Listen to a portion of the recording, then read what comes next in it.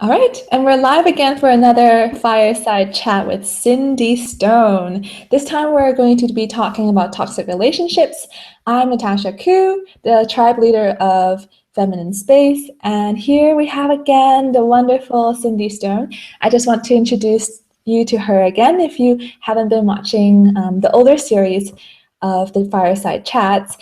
Cindy is the author of Incidental Guru and also the upcoming book Magic of the Mind, The Alchemy of Beliefs. She has years of experience doing psychotherapy and also experience as a hypnotherapist. So we're so lucky to have her and for her to share with us her knowledge, her experiences with toxic relationships. And who hasn't been in a toxic relationship? It's just one of those things where, our relationships with people, whether it's family, friends, with our bosses, it's a for sure sign that reflects back to us what we are living out in terms of boundaries, our beliefs, how we're holding up our truth. So today we have a really exciting topic and we're going to dive straight in. So hello, Cindy, welcome. Hi, Natty. It's so good to be here again with you. Yes. It's a sort of dark and stormy morning here, so it's very mysterious. So usually it's bright because it is summer, but we're having um, an overcast, rainy morning. Yeah. Same here. I was having brunch with some friends, and we were just in the middle of a lightning storm, to be honest. Oh, wow. Very, very eventful. So let's dive into this topic. Would you like to share a little bit, maybe stories personally from you or even with clients on this topic? Why is this topic relevant for you, toxic relationships? I think toxic relationships is relevant to everybody. And you know what? Mm, You gave a perfectly succinct um, overview of toxic relationships, where it really is a reflection of the boundaries that you have and the experience that you're creating in life. Um, I remember years ago, years and years and years ago, I had mm, a teacher, friend, mentor, and she was a very, very powerful woman. And we worked together. And at a certain point, I just felt like, she's toxic. I can't work with her. I just feel so put down when I'm around her. And so I stopped working with her and I went off for, I don't know, maybe 10 years even. And later we got back together and I had this completely different relationship with her and a different experience. She was wonderful and loving, and she was so happy to see me. And she told me how much she missed me and how mm, great it was to have worked with me. I'm like, wow, did I ever have that relationship wrong in my head?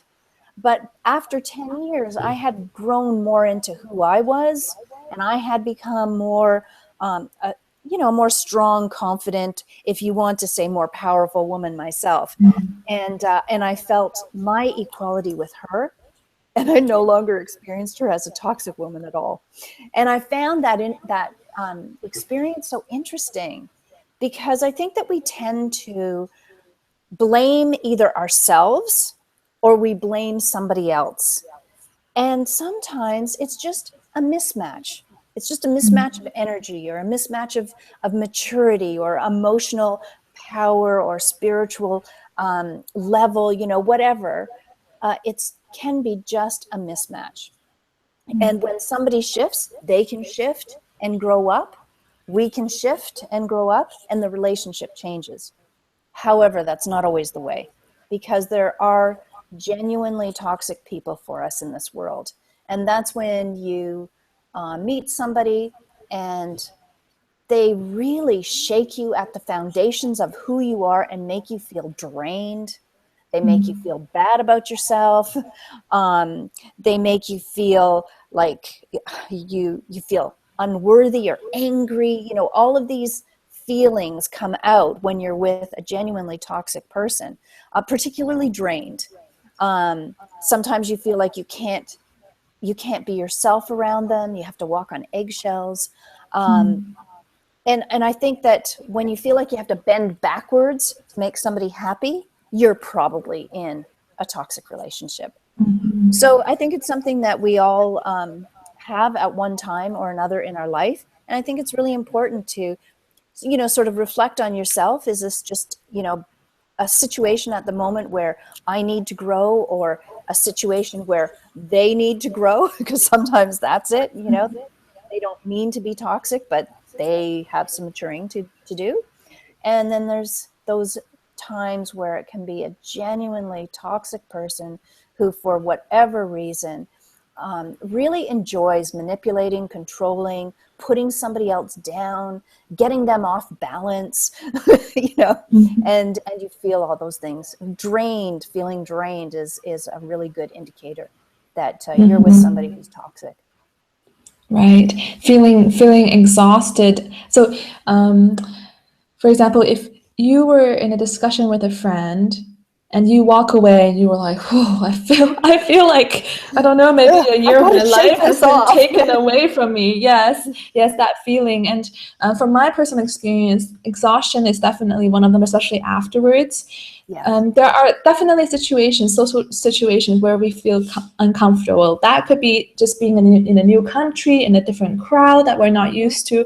That doesn't necessarily mean that this uncomfortableness or this feeling like, oh, I'm trying to be me, but it feels a little bit strange. It just could be a different environment. That could be just fine, and you're adapting, you're fitting in. Maybe it's a new type of language, different Yeah. lifestyle. But then this exhaustion that could in some ways be already you being who you are, yet it's being received as not being enough. So you're being Yeah. truly authentic, you're being who you are, you're sticking to what like how you usually would react from your truth, yet that just resistance or there's some kind of pulling, some pushing from the other side, from the other person, saying, no, no, no, I need more. Don't respond like that. That's not it. That's not what I want. Or it could be also a feeling where you feel pulled into kind of their reality. So you're Yes. staying true. You're maybe this wonderful Buddha statue. You're being who you are. You're speaking your truth. You're feeling your emotions. You're going through the motions, and yet you feel like someone is trying to tip your Buddha sculpture over, rather by pulling, dragging, saying, no, no, no, turn this way. I want you to see it this way. So that's kind of my experience of being in toxic relations and how I felt and what feel that manipulation actually manifested in usually this pulling feeling, this pushing, this turning in order for me to see from their perspective, like, no, no, no, stay like this. Don't go back to your perspective yet. I want you to, for the whole conversation, be like this. So that's kind of my take on it. Huh? Yes, and I think that it's really important for us all to remember we have every right to have the kind of relationships that we want. And if we're in a relationship that doesn't make us feel elevated, respected, listened to, appreciated, then maybe it's not a great relationship for us. Maybe it is a toxic relationship. And those are the kinds of relationships that we don't want and we don't have to have in our lives. There are Right. so many people, and there's different people that resonate with different people. And so you want to walk through life and you want to find the people that you resonate with the most and Mm. that bring about the most elevated times for you, the most appreciated times where you appreciate them and they appreciate you. Of course, if you have a really good friend, there may be times where there's challenges. I mean, there's always going to be challenge if everybody's being themselves, you Mm. know. um, Mhm.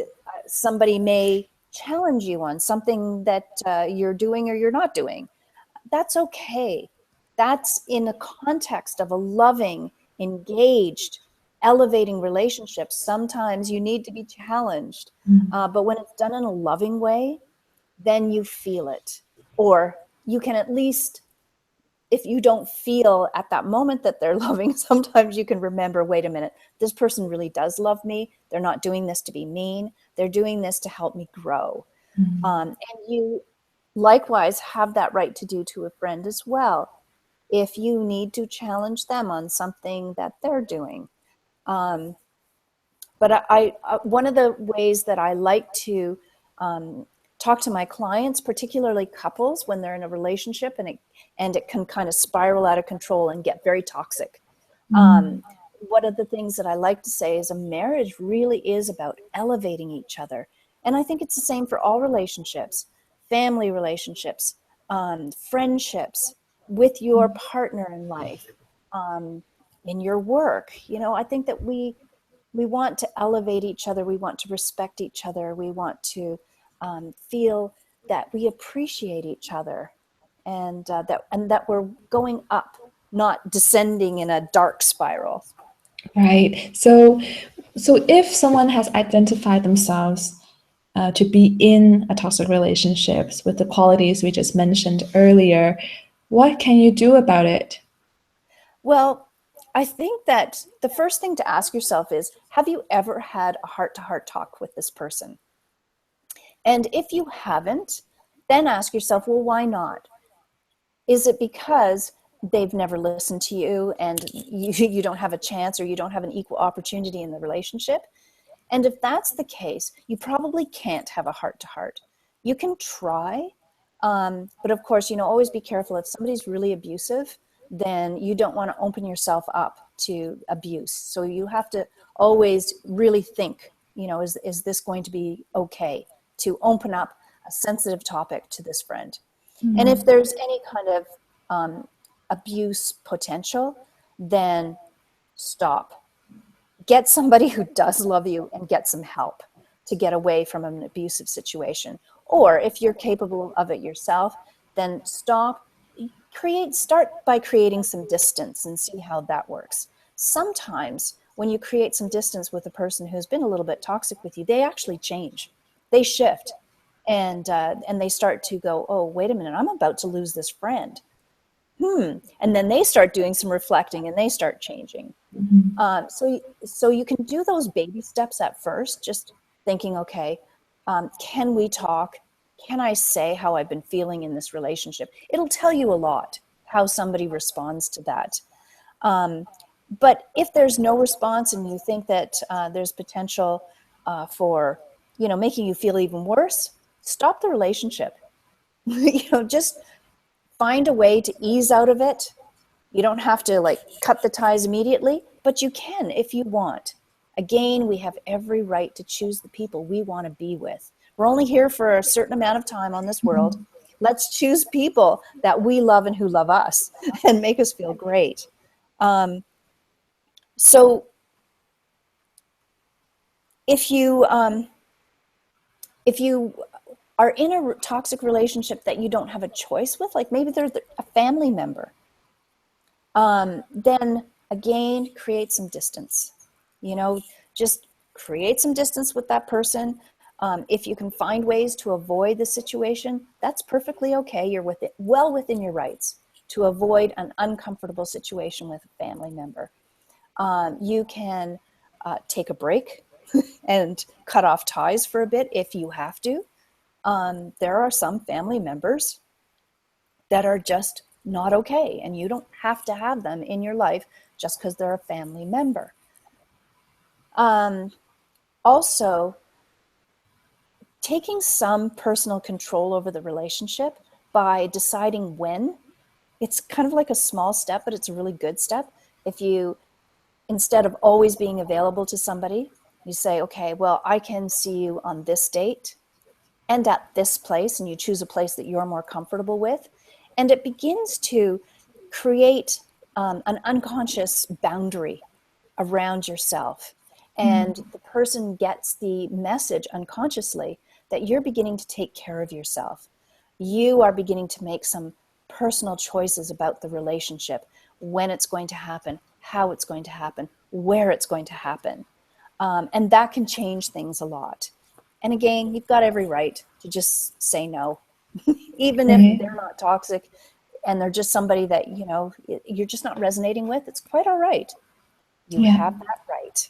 Yeah, especially with the women's work that I do, one of the things that I identify that many people struggle with is that once we have a friend, or once we start kind of living out the role we have taken on, the daughter or the mother or the best friend, whatever it may be, we want to do that 100%. So if someone needs us, we feel like we have to, we should, and we Yes. got to do that. But just because someone asks, that is an invitation, and that is not a requirement that we have to be there at any hour and to give all of us, even if we're tired, it's not the right time, or we just don't want to engage with Yes. that person at that moment, right? That's And wonderful. And with you know what? I just want to add to that because it's a really interesting point. Sometimes there's a lot of pressure for people to fix a relationship. And if they can't fix it, then there's something wrong with them. And that's not the case. Sometimes there are relationships in this world that are not fixable, and you don't have to fix every relationship. It doesn't say necessarily anything about you. It just means that you're not resonant with that person at this time, and that's okay. That's your right. You don't have to fix everything. Yeah, yeah. And it's really empowering to actually know that the choice is ours to say no, to set the boundary, to step back, reduce the amount of time, or to have the choice to have, if we wish to, the heart to heart talk. Because that is the power in us. We are doing something about it. We are reflecting upon the relationship, and we are not actually trying to manipulate back the other person in order Yeah. to get them to act the way we want them to, which will just Yeah. amplify this negative toxic relationship. It will just grow into something quite ugly, I can imagine, as you start to adopt strategies to get the other person to act a certain way. And then the relationship is then built not on who you are and what you truly want to share, but actually what you are trying to push and pull. Now here's the tug of war. Yeah. Mhm. Yeah. Yeah. You're trying to create something that's not working. Right. Yeah. And and Nicely for said. mhm. And for this heart to heart talk, would you have any tips for it? So would one of the steps be, for example, first to reflect, okay, how do I feel? What is it that I truly want to share with the other person? Could it be how I feel, or how this relationship or what you say makes me feel, what you do makes me feel, how I want to be treated? What could this heart to heart talk entail? What could it include? Well, that's an excellent question. And there's a saying that I really like is you teach people how to treat you. And I think that when you've been in a toxic relationship for a while, the other person actually gets empowered with you, and they start to just naturally take over.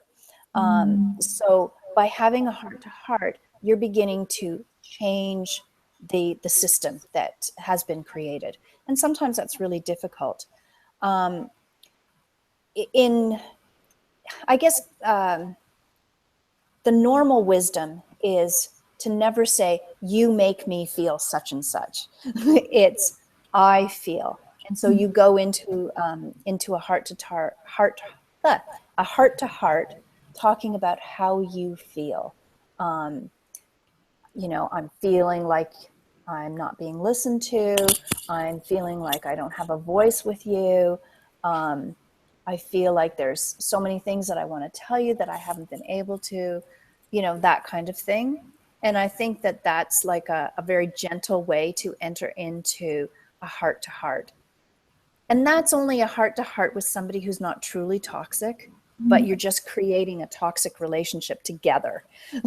If you're really in a toxic relationship, there's no talking to the other person. It's just not going to happen. It's going to be ugly, and you're going to feel worse. So that's when it's best to just stop it, step away, go someplace else. So the heart to heart is really for a relationship that is worth saving, and or that you feel like you really want to take that extra step and really see. If I say that I've been feeling sad, and I really want to talk to you, but you haven't been listening, or I don't feel like you've been listening, you can get a sense of how the other person is going to respond to you, and then you know a little bit more about who they are. There's a line that I wrote in my book, The Incidental Guru, because sometimes it's hard to tell whether you're in a toxic relationship or there's something that you haven't grown into yet. And there's a line in my book for the Incidental Guru that is, when you know who you are, you will know who others are. And that was so true for me. The more I learned about myself, the more I could walk through the world and go, okay, that's not a good person for me to be around. That's a great person for me to be around. That's a person that I can be around limited times, you know, not going to be my best friend. That's a person who will be my best friend. You begin to know who others are when you really truly know yourself, what your strengths and weaknesses are. When you understand yourself, your dark and light, you will understand more clearly who others are. So I really emphasize that a lot with everyone, is really know yourself. Take that time. Mindful meditation is brilliant for that. Really engaging in your own mind, in your own thoughts, in your own feelings, what's going on. And then you know more and more who you are. It's really beautiful. That's a great way to start from us and then to branch out into relationships from in this way. And so to differentiate between a truly toxic relationship and one that's just worth saving, which just may not be balanced, or just I don't know, maybe communication, there's miscommunication, or in some Yes. way something is wrong and we can make it healthier. So for toxic relationships, truly toxic relationships, how can we identify that? Is that one way? Would that be being mindful through the meditations you just mentioned, and actually realizing what is okay, what I accept for myself, what are my boundaries, how do I wish others to treat me, what is the general rule that I want to apply so I do not get hurt, I am not disrespected, and so on. And so, how can we truly identify the toxic ones versus just relatively unhealthy, could be fixed Well, you know relationships? what? There are some behaviors in relationships that are just not okay. If somebody is mean and they say mean things, it's really easy to notice. If somebody is abusive, if somebody doesn't let you have any opinions, if you never have an opportunity to contribute in the relationship in any significant way, if you fear that your person or your heart will be injured, I mean, I think that those are pretty good indicators that you're in a truly toxic relationship. Again, the best way is to know yourself really well. Yeah. Because the more you know yourself, the more you know what kind of people and who you want to be around. If you have been hurt in the past, and if you've had a really unhappy childhood, the chances are you will have the possibility of more toxic relationships in your life, because you haven't learned the boundaries, and you haven't, not that you haven't learned the boundaries, you haven't had the experience of the boundaries, and you haven't had the experience of having loving people in your life. So sometimes it takes a while to find that. So you need to be very careful with yourself. If somebody is making you feel hurt, angry, really drained of energy, really unworthy, then chances are this is a really toxic relationship. Yeah, I think you hit on some really clear and specific points that if you take those points and you reflect on the relationships which might be giving you the red flag, then apply the words or the bullet points that Cindy just listed out and just feel into it. It might sound strange or like, oh, of course I wouldn't let someone treat me like that. When Cindy's listening in this neutral environment where we're speaking, in this reasonable way, but when we're in the relationship or it has been happening for years and it's a pattern, you just accept the person to be like that, it can be a different case. So truly sit down, kind of in this neutral way, reflect back on relationships and be like, does this apply? Is that Yes. happening? Are you feeling controlled? Are you feeling manipulated? These are the things that will happen in a really toxic relationship. And it's a little bit of there is an air, everything's on a continuum. So there are huge toxic relationships that there's no question, you will be hurt if you stay there physically, mentally. There's a cruelty in them. That's at this extreme. And then there's a place where there's a boundary where it's like, is this just, are we just not fitting at this time? This could be a really super person for somebody else, but they just may not be a super person for you at this time, as my mentor was. Right.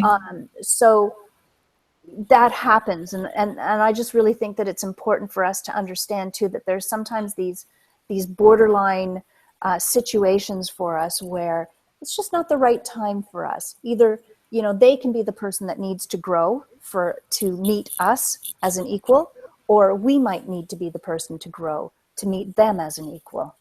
But these ones over here, where there's a kind of cruelty and abuse, no, stop them.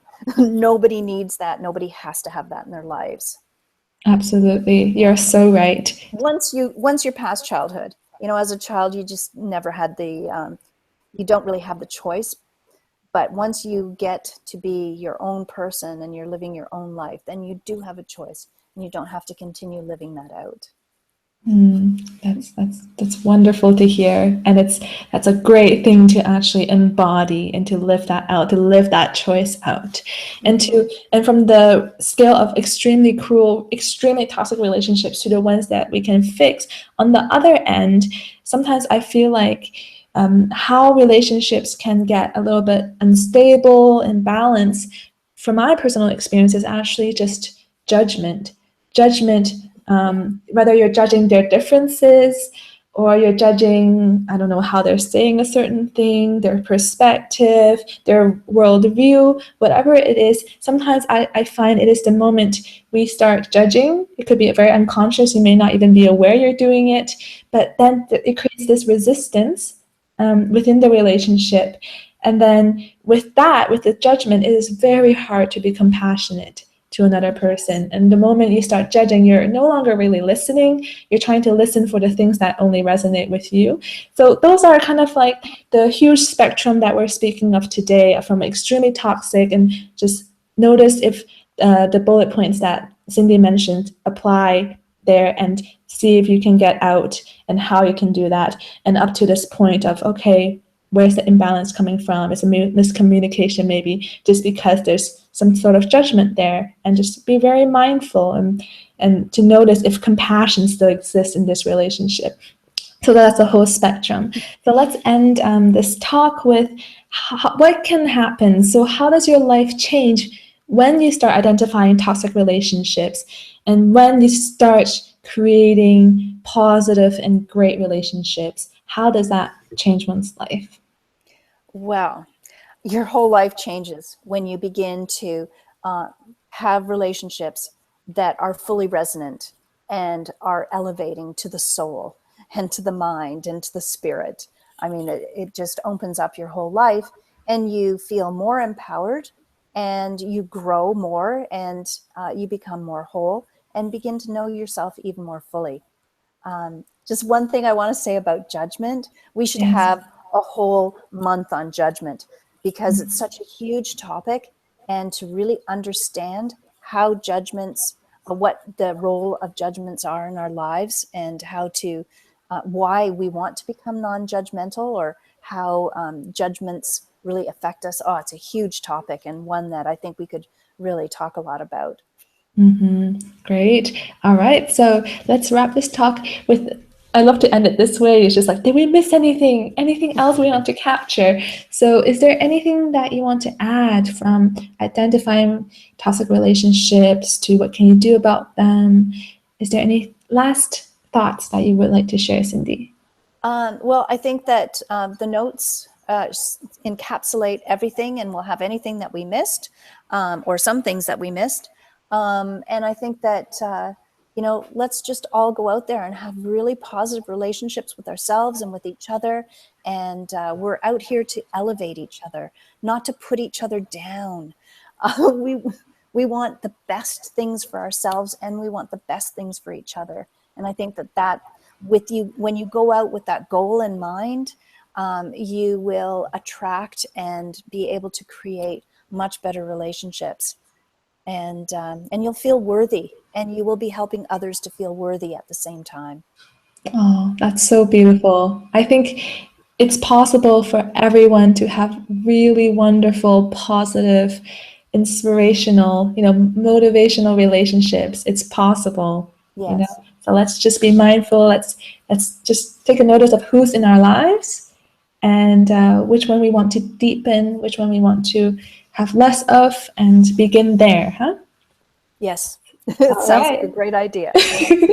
so, so the notes that Cindy mentioned is actually a PDF of the summary of everything we talked about and probably some more points that we may have missed today. So I will be placing that as usual directly underneath the video. So just click there and then you'll be sent to a page where you can enter your details so you can get that PDF directly in your inbox. So that's it for today, and I hope you got lots of wonderful takeaways. Make sure to get the PDF so you can review it. You have it with you at all times, anytime that you need it. And yeah, that was a wonderful fireside chat, and I can't wait for next week. Thanks again so much, Cindy, for being here. Thank you, Natasha. All right. Lovely to be here. Bye, everybody. Absolutely. All right. Till next week.